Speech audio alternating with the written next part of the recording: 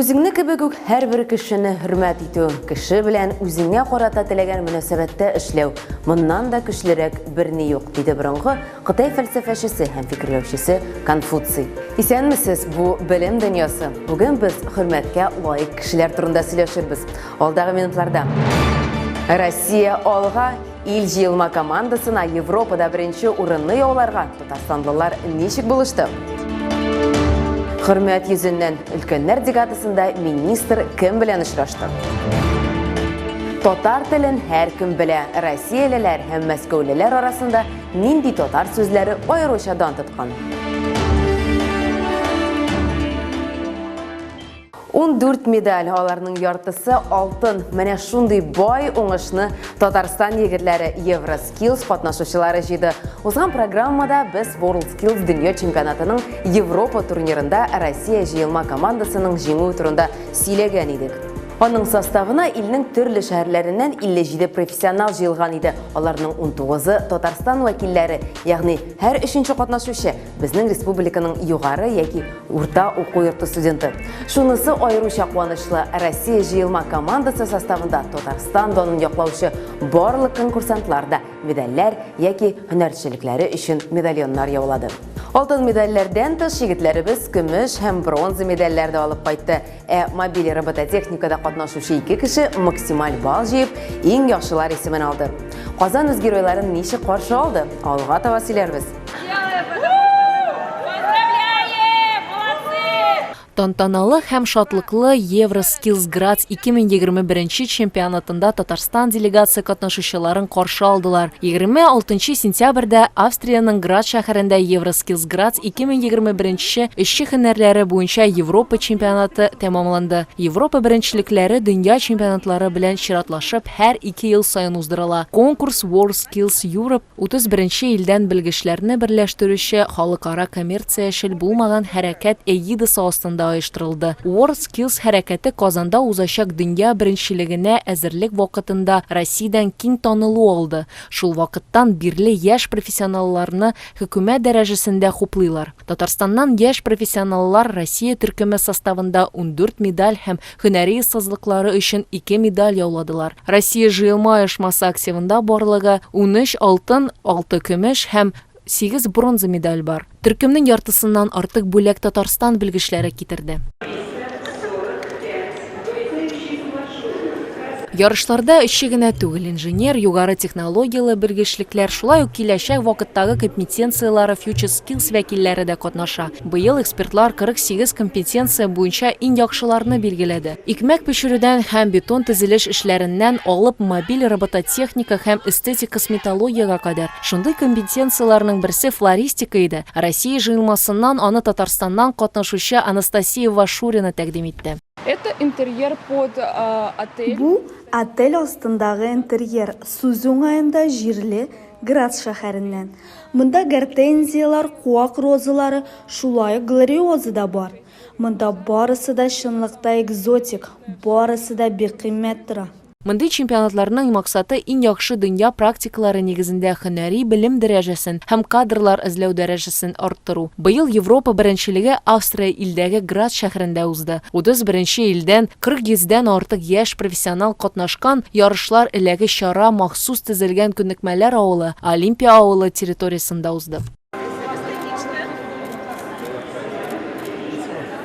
Россиядән медицина һәм социаль карау компетенциясендә шәфкать туташы эше белгечле буенча Казан медицина көллия студенты 17 яшьлек Екатерина Садыкова чыгыш ясады. На чемпионате было несколько модулей, они разделены по заболеваниям. Безнең чемпионатта берничә модуль бар иде. Алар авырулар буенча бүленгән. Һәр модуль 40 минут дәвам итә һәм авыру белән үзара хезмәттәшлек форматында уза. Төрле хәлләр була. Нигездә бу проблемалы пациентлар һәм минем бурыч бу яларга яңа авыру белән тормышка җайлашу өчен ярдәм итәргә, аларның тормыш сыйфатын яхшырту.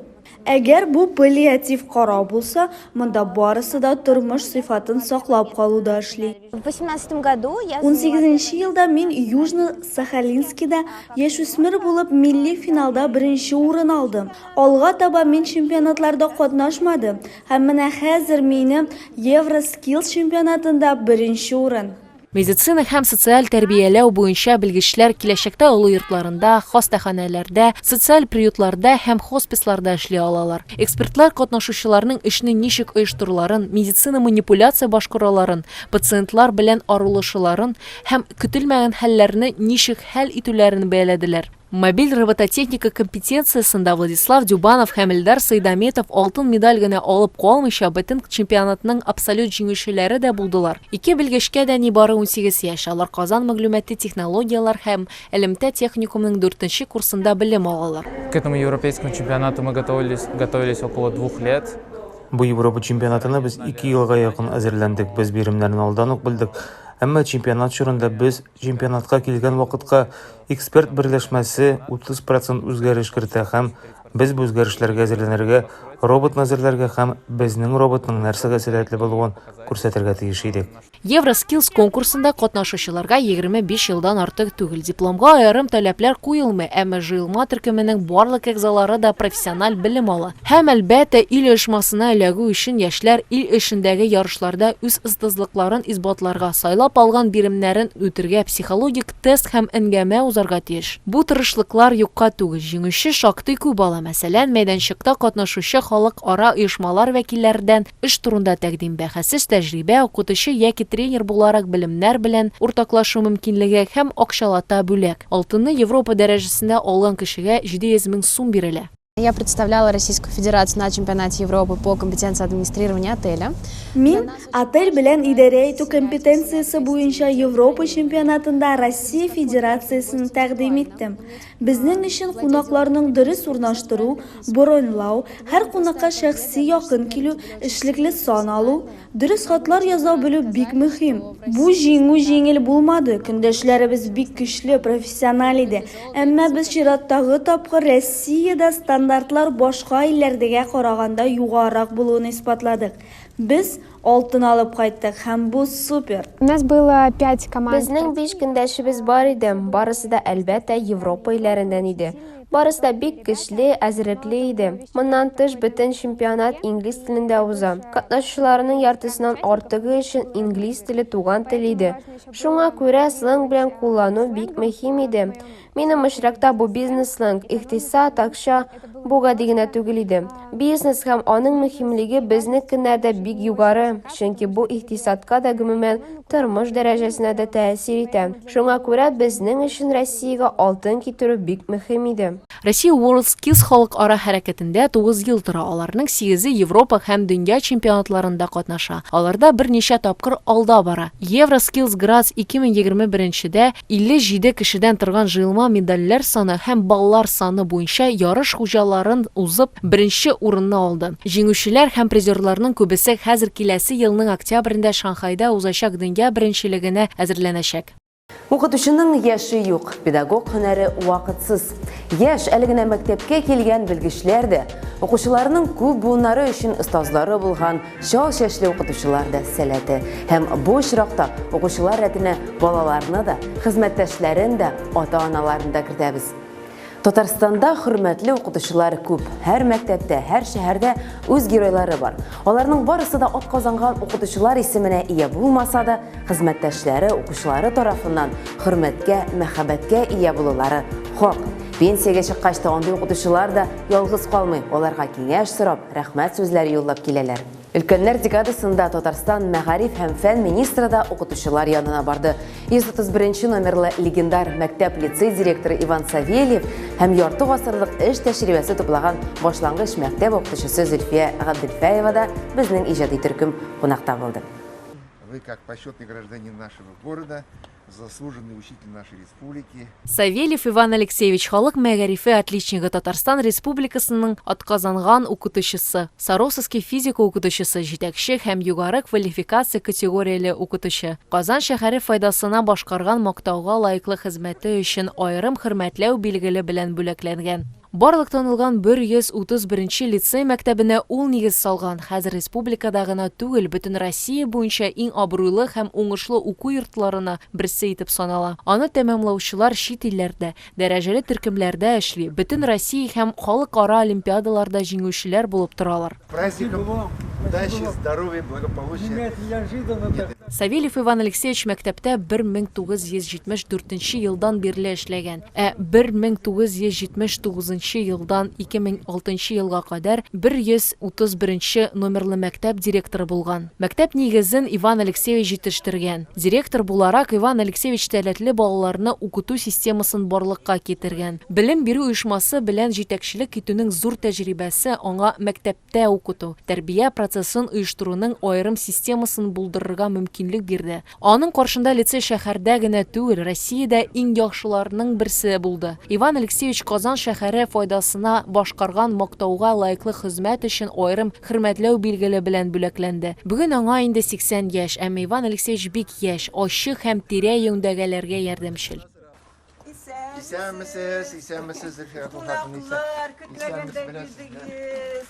Габделхаева Зөлфия Габделхаковна 160 елдан артык эшләүче педагогик династияның ачык вәкиле. 1971 елда башлангыч сыйныфлар укытучысы белгечлеге буенча Арча педагогика училищесын тәмамлаган. Шуннан соң 50 елдан артык Татарстан Республикасы Яшел Үзән муниципаль районының Гыймадинов исемендәге Осиново гимназиясында башлангыч сыйныфлар укытучысы булып эшләгән. Сезне чын күңелебездән менә шушы өлкәннәр көне, осталар көне белән тәбрик итәбез.